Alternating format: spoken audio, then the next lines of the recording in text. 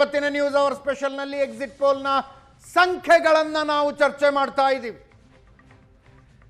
ಪಂಚರಾಜ್ಯ ಚುನಾವಣೆಗಳು, ಟೆಕ್ನಿಕಲಿ 4 ರಾಜ್ಯಗಳು, 1 ಕೇಂದ್ರಾಡಳಿತ ಪ್ರದೇಶ. ಪಶ್ಚಿಮ ಬಂಗಾಳದಲ್ಲಿ ಗಾಳಿ ದಿಕ್ಕು ಬದಲಾಯಿಸಿದ ಲಕ್ಷಣಗಳು ಕಾಣಿಸ್ತಾ ಇದ್ದಾವೆ. ಎಕ್ಸಿಟ್ ಪೋಲ್ ನ ಸಂಖ್ಯೆಗಳನ್ನು ನೋಡ್ತಾ ಇದ್ರೆ ಒಂದು ಸರ್ವೆ ಏಜೆನ್ಸಿ ಬಿಟ್ಟರೆ ಉಳಿದೆಲ್ಲ ಸರ್ವೆ ಏಜೆನ್ಸಿಗಳು ಒಂದೋ ಬಿಜೆಪಿ ಅತಿ ದೊಡ್ಡ ಪಕ್ಷವಾಗಿ ಹೊರಹೊಮ್ಮುತ್ತೆ ಅಥವಾ ಅಧಿಕಾರಕ್ಕೆ ಬರುತ್ತೆ ಅಂತ ಹೇಳ್ತಾ ಇದ್ದಾವೆ. ತಮಿಳುನಾಡು ಮುಂದಿನ ಆಶ್ಚರ್ಯ ತಮಿಳುನಾಡದ್ದಿದೆ. ಅದರಲ್ಲೂ ಆಕ್ಸಿಸ್ ಮೈ ಇಂಡಿಯಾ. ನೀವು ಭಾರತದ ಬೇರೆ ಬೇರೆ ಚುನಾವಣೆಗಳ ಎಕ್ಸಿಟ್ ಪೋಲ್ನ ಇತಿಹಾಸವನ್ನ ನೋಡಿದ್ರೆ ಇದುವರೆಗಿನ 88 ಭವಿಷ್ಯಗಳ ಪೈಕಿ 82 ಅಕ್ಯುರೇಟ್ ಆಗಿ ಹೇಳಿರುವ ಆಕ್ಸಿಸ್ ಮೈ ಇಂಡಿಯಾದ ಪ್ರದೀಪ್ ಗುಪ್ತಾ ಕೊಟ್ಟಿರುವ ಸಂಖ್ಯೆಗಳು ತಲೆಗಿಮ್ಮನ್ನು ಹಂಗಿದಾವೆ. ಪ್ರದೀಪ್ ಗುಪ್ತಾ ಪ್ರಕಾರ ವಿಜಯ್ ಅವರ ಟಿವಿಕೆ ಸಿಂಗಲ್ ಲಾರ್ಜೆಸ್ಟ್ ಪಾರ್ಟಿ ಆಗುತ್ತೆ.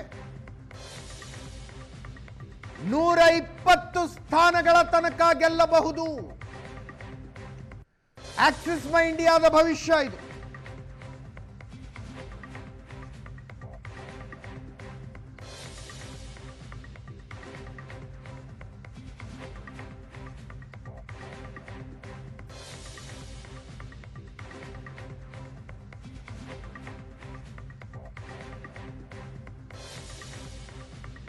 ನೋಡಿ ಆ ಸಂಖ್ಯೆಗಳನ್ನು. ಎಐಎಡಿಎಂಕೆ 22ರಿಂದ 32 ಮಾತ್ರ, ಡಿಎಂಕೆ 92ರಿಂದ 110, ಟಿವಿಕೆ 98ರಿಂದ 120 ಅಂತೆ. 98ರಿಂದ 120 ಟಿವಿಕೆ ಅಂತ ಆಕ್ಸಿಸ್ ಮೈ ಇಂಡಿಯಾ ಹೇಳ್ತಾ ಇದೆ.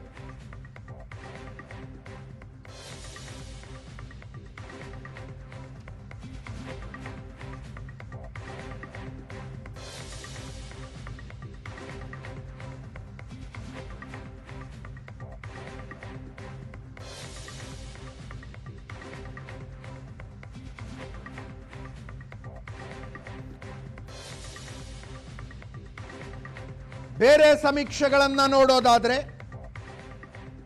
ಟುಡೇಸ್ ಚಾಣಕ್ಯ ಪ್ರಕಾರ ಕಂಫರ್ಟಬಲ್ ಮೆಜಾರಿಟಿ ಡಿಎಂಕೆಗೆ ಬರುತ್ತೆ. ತಮಿಳುನಾಡಿನ ಭವಿಷ್ಯ ನುಡಿದಿರುವ ಬೇರೆ ಎಕ್ಸಿಟ್ ಪೋಲ್ಗಳು 145ರಿಂದ 160 ಡಿಎಂಕೆ, ಎನ್ಡಿಎ 52ರಿಂದ 65, ಇತರೆ 18ರಿಂದ 26, ಇತರೆಯಲ್ಲಿ ಟಿವಿಕೆ ಇದೆ.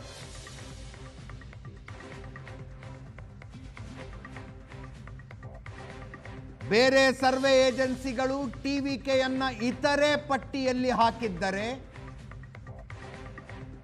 ಆಕ್ಸಿಸ್ ಮೈ ಇಂಡಿಯಾ 98ರಿಂದ 120 ಭವಿಷ್ಯ ನುಡಿತಾ ಇದೆ.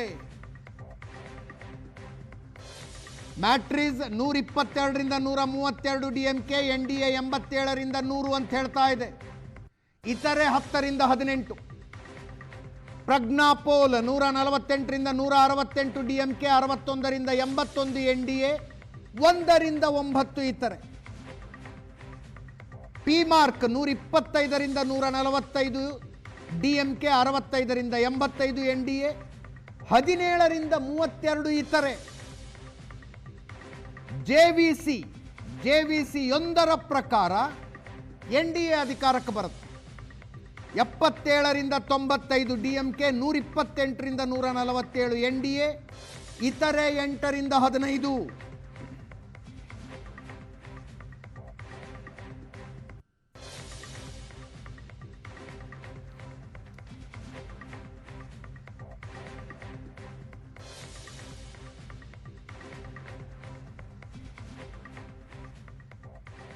ಪ್ರಶಾಂತ್, ಭಾಳದೆ ಈ ಆಕ್ಸಿಸ್ ಮೈ ಇಂಡಿಯಾದ ನಂಬರ್ಸ್ ಕೊಡೋಕ್ಕೆ ಇಂಥ ನಂಬರ್ಸು 98ರಿಂದ 120 ವಿಜಯ್. ಅದೇ ರೀತಿ ಯಾರೂ ಕೂಡ ಅಂದರೆ ಇಲ್ಲಿಯವರೆಗೆ ತಮಿಳುನಾಡಿನಲ್ಲಿ ಈ ಮಟ್ಟದ ಸೀಟ್ಗಳನ್ನು ತೆಗೆದುಕೊಳ್ತಾರೆ ಅಂತ ಅನೇಕ ಬಾರಿ ಹೇಳಿದ್ರು ಅನೇಕರು. ಇಲ್ಲ 35%ವರೆಗೆ ವೋಟ್ ಶೇರ್ ಹೋಗ್ಬೋದು, 40ರವರೆಗೆ ಹೋದರೆ ಏನಾಗುತ್ತೆ, ಅದನ್ನು ಹೇಳೋದು ಬೇರೆ. ಬಟ್ ಎಕ್ಸಾಕ್ಟ್ ಆಗಿ ಡಿ ಎಮ್ ಕೆ ಅಷ್ಟೇ ವೋಟ್ ಶೇರನ್ನು 35 AIADMK 23% ವೋಟ್ ತೆಗೆದುಕೊಳ್ಳುತ್ತೆ ಅನ್ನೋದು ಹೇಳೋದಿದೆ ಅಲ್ವಾ. ಇದು ಅತ್ಯಂತ ಇದಕ್ಕೆ ಸಾಹಸ ಬೇಕು, ಮತ್ತು ಅವ್ರ ಬಳಿ ಏನಾದರೂ ಒಂದು ಡೇಟಾ ಇರದೆ ಪ್ರದೀಪ್ ಗುಪ್ತಾ ಹಾಗೆ ಹೇಳೋರಲ್ಲ. ಈಗ ಮಿಸ್ಕ್ಯಾಲ್ಕುಲೇಷನ್ ಲೆವೆಲ್ನಲ್ಲಿ ಏನು ಚೇಂಜ್ ಆಗಿದೆ ಅಂತ ಅಲ್ಲ, ವಿಜಯರ ಇದು ಹೆಚ್ಚು ಕಡಿಮೆ MGR ಫಿನೋಮಿನಾ ಆದಂಗೆ ಆಗುತ್ತೆ. ಡೆಫಿನೆಟ್ಲಿ MGR ಪಾಲಿಟಿಕ್ಸಿಗೆ ಬಂದ ನಂತರ NT ರಾಮರಾವ್ ಪಾಲಿಟಿಕ್ಸಿಗೆ ಬಂದ ನಂತರ ಆಂಧ್ರದಲ್ಲಿ ಮತ್ತು ತಮಿಳುನಾಡಿನಲ್ಲಿ ಏನಾಯ್ತು ಆಯಿತು, ಅದು ಮತ್ತೊಮ್ಮೆ ರಿಪೀಟ್ ಆಗ್ತಕ್ಕಂಥ ಸಾಧ್ಯತೆಗಳತ್ತ ಆಕ್ಸಿಸ್ ಮೈ ಇಂಡಿಯಾ ಬೊಟ್ಟು ಮಾಡ್ತಾ ಇದೆ. ಆದರೆ 35% vote share is huge in first election. ಈಗ ಆಮ್ ಆದ್ಮಿ ಪಕ್ಷ ಕೂಡ ನಂಗೆ ಯಾರೋ 23ರಿಂದ 25% ಅಂದ್ರು, ಅದೇ ಜಾಸ್ತಿ ಅನ್ನಿಸ್ತಿತ್ತು ನನಗೆ. ಆಮ್ ಆದ್ಮಿ ಪಕ್ಷ ಕೂಡ ಆ ಮಟ್ಟದ ವೋಟ್ ಸರ್ಜನ್ನು ತೋರಿಸಿರ್ಲಿಲ್ಲ. ಈಗ ನಾವು ಪಶ್ಚಿಮ ಬಂಗಾಳದಲ್ಲಿ ಬಿಜೆಪಿಯ ವೋಟ್ ಇದನ್ನು ನೋಡ್ತಾ ಇದ್ದೀವಿ, ಅದು election by election, 4 election 5 election. But Vijay ತೆಗೆದುಕೊಳ್ತಾ ಇರತಕ್ಕಂಥ ವೋಟ್ ಬೈ ಚಾನ್ಸ್ 35% ಜೊತೆಗೆ 98 to 120 ನಿಶ್ಚಿತವಾಗಿ ಒಂದು ದೊಡ್ಡ ವೇವ್ ಆಕ್ಸಿಸ್ ಮೈ ಇಂಡಿಯಾಗೆ ಕಾಣ್ತಾ ಇದೆ ಅಂತಕ್ಕಂಥದ್ದು ಅವ್ರ ನಂಬರ್ಸ್ಗಳು ಸ್ಪಷ್ಟವಾಗಿ ಹೇಳ್ತಾ ಇದೆ. ನೋಡಿ ಅಜಿತ್, ಜಯಲಲಿತಾ ನಿಧನದ ನಂತರ AIADMK ಕೊಲ್ಯಾಪ್ಸ್ ಆಗಿಬಿಡಬಹುದು ಅಂತಕ್ಕಂಥದ್ದನ್ನು ಅನೇಕರು ನಿರೀಕ್ಷಿಸ್ತಾ ಇದ್ರು. ಹೀಗಾಗಿ ರಜನಿಕಾಂತ್ ಬಂದಾಗ, ಕಮಲ್ ಹಾಸನ್ ಬಂದಾಗ ನಾವೆಲ್ಲ ಚರ್ಚೆ ಮಾಡಿ ವಾಯ್ಡ್ ಕ್ರಿಯೇಟ್ ಆಗಿದೆ, ಅದನ್ನು ಫಿಲ್ ಮಾಡಕ್ಕೆ ಬರ್ತೀವಿ. ಶರತ್ ಬಂದ್ಬಿಡಬಹುದು AIADMK ನೇತೃತ್ವವನ್ನು ವಹಿಸ್ಕೊಳ್ಳಿಕ್ಕೆ, ಇದು ಚರ್ಚೆಗಳು ಕೇಳ್ತಾ ಇದ್ವಿ. ಆದರೆ ಮೊದಲ ಬಾರಿ ವಿಜಯ್ ಬಂದ ನಂತರ, ಆ ಒಂದು ಕಾಲ್ತುಳಿತದ ಪ್ರಕರಣದ ನಂತರವೂ ಕೂಡ ಈ ಪ್ರಮಾಣದ ಜನಪ್ರಿಯತೆ ವೋಟ್ ಆಗಿ ಟ್ರಾನ್ಸ್ಲೇಟ್ ಆಗ್ತಿದೆ ಅನ್ನೋದು ಉಳಿದವರು ಯಾರು ಹೇಳ್ತಾ ಇಲ್ಲ. ಆಕ್ಸಿಸ್ ಮೈ ಇಂಡಿಯಾ ಒಂದೇ ಹೇಳ್ತಾ ಇರೋದು. ಅಲ್ಲ, ಆಕ್ಸಿಸ್ ಮೈ ಇಂಡಿಯಾ ಹೇಳೋದ್ರಿಂದಲೇ ನಾವು ಇಷ್ಟು ಗಂಭೀರತೆಯನ್ನು ತೆಗೆದುಕೊಳ್ತಾ ಇದ್ದೀವಿ. ಯಾಕಂದ್ರೆ ಆಕ್ಸಿಸ್ ಮೈ ಇಂಡಿಯಾ ಒಂದು ಎಕ್ಸಿಟ್ ಪೋಲ್ ಅನ್ನ ಅದರ ಅರ್ಥ ಆಕ್ಸಿಸ್ ಮೈ ಇಂಡಿಯಾ ಯಾವತ್ತೂ ವಿಫಲ ಆಗಿಲ್ಲ ಅಂತ. ಕೆಲವು ಭವಿಷ್ಯ ತಪ್ಪಾಗಿ ಲೈವ್ ಟೆಲಿವಿಷನ್ ನಲ್ಲಿ ಅವ್ರು ಕುತ್ಕೊಂಡು ಹತ್ತಿರೋದನ್ನೆಲ್ಲ ನೋಡಿದೀವಿ ನಾವು. ಬಟ್ 88 ಭವಿಷ್ಯಗಳ ಪೈಕಿ 82 ಅಕ್ಯುರೇಟ್ ಆಗಿ ಹೇಳೋದು ಡಸ್ ಇಟ್ ವೆರಿ ಪ್ರೊಫೆಷನಲಿ, ಬಹಳ ಪ್ರೊಫೆಷನಲಿ ಅಂಡ್ ಡಿಸ್ಪ್ಯಾಷನೇಟ್ಲಿ. ಅದು ಬಹಳ ಮುಖ್ಯ. ಇಲ್ಲ ಸುಮ್ಮನೆ ಯಾವುದೋ ಪೊಲಿಟಿಕಲ್ ಪಾರ್ಟಿಗೆ ಬೇಕು. ಈಗ ನಾವು ಪಶ್ಚಿಮ ಬಂಗಾಳದ ಅನೇಕ ಸರ್ವೆಗಳನ್ನು ಓದಿದ್ವಿ. ನಮಗೆ ಇದು ಹಿಂಗೆ ಆಗತ್ತೆ ಅಂತಕ್ಕಂಥದ್ರೆ ನಾವು ಅದನ್ನು ಒತ್ತಿ ಹೇಳುವ ನಿಶ್ಚಯವನ್ನು ನಾನು ಅಜಿತ್ ಮಾಡ್ಕೊಂಡಿದ್ದೆ. 4ನೇ ತಾರೀಕೆ ಗೊತ್ತಾಗತ್ತೆ. ಇದು ಸುವರ್ಣ ನ್ಯೂಸ್ ಮಾಡಿದ್ದಲ್ಲ, ಇದು ಬೇರೆ ಸಂಸ್ಥೆಗಳು ಮಾಡಿದ್ದನ್ನು ನಾವು ತೋರಿಸ್ತಾ ಇದ್ದೀವಿ ಅಂತ. ಬಟ್ ಆಕ್ಸಿಸ್ ಮೈ ಇಂಡಿಯಾ ತಮಿಳುನಾಡಿನ ಬಗ್ಗೆ ಏನು ಹೇಳ್ತಾ ಇದೆ, ಇದು ಕಂಪ್ಲೀಟ್ ತಮಿಳುನಾಡಿನ ರಾಜಕಾರಣವನ್ನ ಬುಡಮೇಲ್ ಮಾಡತಕ್ಕಂಥ ನಂಬರ್ಸ್ಗಳನ್ನ ಆಕ್ಸಿಸ್ ಮೈ ಇಂಡಿಯಾ. ಅಲ್ಲ, ಇದು ಸತ್ಯ ಅನ್ನೋದಾದ್ರೆ ಏನು ಚೇಂಜ್ ಆಗಿದೆ ಗ್ರೌಂಡ್ ಲೆವೆಲ್ ನಲ್ಲಿ ಅಂತ ಅಜಿತ್? AIADMK ಕೊಲ್ಯಾಪ್ಸ್ ಆಗಿದೆ. ನಿಮಗೆ ಜಯಲಲಿತಾ 2000 ನಾವು ಇವತ್ತು ಸಂಜೆ ಕೂಡ ಇದರ ಚರ್ಚೆ ಮಾಡಿದ್ವಿ. 16ರಲ್ಲಿ ಜಯಲಲಿತಾ ಹೋದ್ಮೇಲೆ 19ರ ಲೋಕಸಭಾ ಚುನಾವಣೆ AIADMK ಬಹಳ ದೊಡ್ಡ ಇದು ಸಿಗಲಿಲ್ಲ. ಹೌದು, ಉಲ್ಟಾ DMK ಸೀಟ್ಗಳ ಸಂಖ್ಯೆ ಜಾಸ್ತಿ ಮಾಡಿಕೊಳ್ತು. 21ರ ವಿಧಾನಸಭಾ ಚುನಾವಣೆ AIADMK 33% ವೋಟನ್ನು ಮಾಡ್ಕೊಂಡಿದ್ದು ಬಿಟ್ರೆ ಬಿಜೆಪಿ ಜೊತೆ ಮೈತ್ರಿ ಇರಲಿಲ್ಲ. ಅಲ್ಲಿ ಕಾಂಗ್ರೆಸ್ ಮತ್ತು DMK ಮೈತ್ರಿ ಮಾಡ್ಕೊಂಡು 41-42%, CPM ಜೊತೆ ಮೈತ್ರಿ ಮಾಡ್ಕೊಳ್ತು.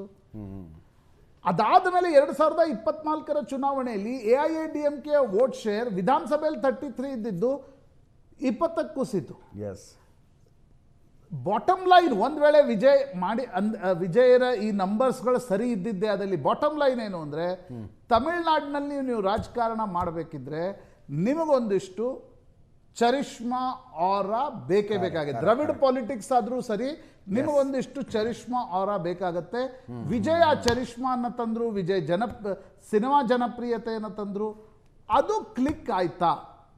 ಪ್ರಾಯಶಃ ಈ ನಂಬರ್ಸ್ಗಳು ಹೇಳ್ತಾ ಇವೆ. ನೀವು ಹೇಳೋದಂದ್ರೆ ಚುನಾವಣೆ ಒಂಥರ ಫೇಸ್ಲೆಸ್ ಇದ್ದಂಗಿತ್ತು ತಮಿಳುನಾಡಿನ ಚುನಾವಣೆ. ನೀವು ತಮಿಳುನಾಡಿನ ರಾಜಕಾರಣದ ಇತಿಹಾಸ ನೋಡಿದ್ರೆ ಅಲ್ಲಿ ಮೊದಲು 2 ಪ್ರಬಲ ಸ್ಟ್ರಾಂಗೆಸ್ಟ್ ಪಕ್ಷಗಳ ಮಧ್ಯದಲ್ಲಿ ಫೈಟ್ ನಡೀತಾ ಇತ್ತು. ಆನಂತರ ಸ್ಟ್ರಾಂಗೆಸ್ಟ್ ಲೀಡರ್ಗಳ ಮಧ್ಯದಲ್ಲಿ ಆಯಿತು, ಜಯಲಲಿತಾ ಮತ್ತು ಕರುಣಾನಿಧಿ ಬರುವುದರೊಂದಿಗೆ.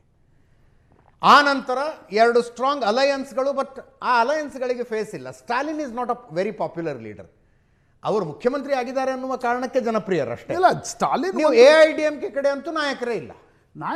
ಒಂದು ಅಜಿತ್, ದ್ರವಿಡ ಪಾಲಿಟಿಕ್ಸೇ ಮಾಡೋದಾದ್ರೆ AIADMK ಏನು, ವಿಜಯ್ ಏನು. ಸೊ AIADMK ವೋಟರ್ಸ್ಗಳು ದೊಡ್ಡ ಪ್ರಮಾಣದಲ್ಲಿ ಶಿಫ್ಟ್ ಆಗಿದ್ದಾರೆ ಅಂತಕ್ಕಂಥದ್ದು ಮೇಲ್ನೋಟಕ್ಕೆ ಸ್ಪಷ್ಟವಾಗಿ ಕಾಣ್ತಾ ಇದೆ. ಅಲ್ಲಿ ವಿಜಯಕಾಂತ್ರ ಪಾರ್ಟಿ ಕೂಡ DMK ಜೊತೆ ಹೋಯ್ತು. ಹೌದು, ಮೊದಲು ವಿಜಯಕಾಂತ್ರ ಪಾರ್ಟಿ ಇತ್ತು, ಈಗ ಅವರ ಪತ್ನಿ ಕೂಡ DMK ಜೊತೆಗೆ ಹೋದ್ರು.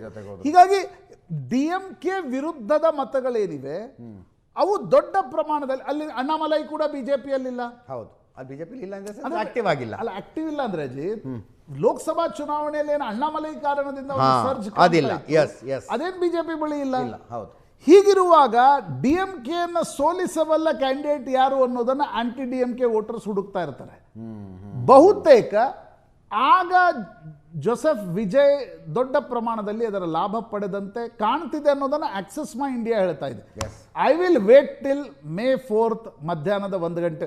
ಅದೇ ನನಗನ್ಸ್ತಿದೆ ಪಶ್ಚಿಮ ಬಂಗಾಳ ಮತ್ತು ತಮಿಳುನಾಡು ಎರಡೂ ರಿಸಲ್ಟ್ಸ್ಗಳು ಎಕ್ಸಿಟ್ ಪೋಲ್ಗಳು ಅದನ್ನು ಲಾಜಿಕಲಿ ಹೇಳಲಿಕ್ಕೆ ಸಾಧ್ಯ ಆಗಲ್ಲ. ನನ್ನ ಅಂದಾಜಿನ ಪ್ರಕಾರ we should wait for May 4th. ನೀವು ಪಶ್ಚಿಮ ಬಂಗಾಳದ ಚುನಾವಣೆಯ ರಿಸಲ್ಟನ್ನು 21ರಲ್ಲೂ ಕೂಡ ನಾವು ಎಕ್ಸಿಟ್ ಪೋಲ್ಸ್ಗಳು ರಾಂಗ್ ಆಗಿ ಪ್ರೆಡಿಕ್ಟ್ ಮಾಡಿದ್ದು ನೋಡಿದ್ದೀವಿ. ಅಲ್ಲಿ ನಾನು ಹೇಳಿದಾಯ್ತು, ಪ್ರದೀಪ್ ಗುಪ್ತಾ ತಪ್ಪಾಯಿತು ಭವಿಷ್ಯ ಅಂತಲೇ ಅನ್ಕೊಳ್ಳಿ. ಅವ್ರು ಇಷ್ಟೆಲ್ಲ ರಿಸರ್ಚ್ ಮಾಡಿ ಒಂದು ಸರ್ವೆ ಮಾಡಿದ್ದಾರೆ ಅಂದರೆ ಅಟ್ಲೀಸ್ಟ್ ಕಿಂಗ್ ಮೇಕರ್ ಅವರು ಆಗಲಿಕ್ಕಿಲ್ವಾ ವಿಜಯ್? ಡೆಫಿನೆಟ್ಲಿ. ಅಂದರೆ 98 ಕಿಂಗ್ ಮೇಕರ್ 98 to 127 ಹೋಗ್ತಿದ್ದಾರೆ ಅಂತಂದರೆ, ಒಂದು ವೇಳೆ ಅತಂತ್ರ ವಿಧಾನಸಭೆ ಏನಾದರೂ ರಚನೆ ಆದರೆ ನಿಶ್ಚಿತವಾಗಿ ಹೌದು, ವಿಜಯ್ ಇಲ್ಲದೆ ಸರ್ಕಾರ JDS ಕರ್ನಾಟಕದಲ್ಲಿ ಏನು ಅತಂತ್ರದಲ್ಲಿ ಪಾತ್ರ ವಹಿಸುತ್ತೆ, ಆ ಪಾತ್ರ, ಆ ಚಾವಿ ನಿಶ್ಚಿತವಾಗಿ ವಿಜಯ್ ಹತ್ರ ಬರುತ್ತೆ. ಒಂದು ವೇಳೆ ಇದರ ಅಜಿತ್, ನನ್ನ ಅಂದಾಜಿನ ಪ್ರಕಾರ ಇದರ 50% ಸೀಟೇ ವಿಜಯ್ ತೆಗೆದುಕೊಳ್ಳಿ. ಏನ್ರಿ ಎಷ್ಟಾಯ್ತು? 98 45 4 ಫಸ್ಟ್ ಇಲೆಕ್ಷನ್. ಎಸ್, 49 ಸ್ಥಾನ ಆಯಿತು. ನೀವು ಯಾವಾಗಲೂ ಹೇಳ್ತಾ ಇದ್ರಿ ಫಸ್ಟ್ ಇಲೆಕ್ಷನ್ ಸೋಲುವುದಕ್ಕೆ 2ನೇ ಚುನಾವಣೆ, ಸೋಲಿಸುವುದಕ್ಕೆ 3ನೇ ಚುನಾವಣೆ, ಗೆಲ್ಲುವುದಕ್ಕೆ ಅಂತ ಉತ್ತರ ಪ್ರದೇಶದ ರಾಜಕಾರಣದಲ್ಲಿ ಮಾತು. ವಿಜಯ್ ಅದನ್ನು ಉಲ್ಟಾ ಮಾಡ್ತಾರ ಅಂತ.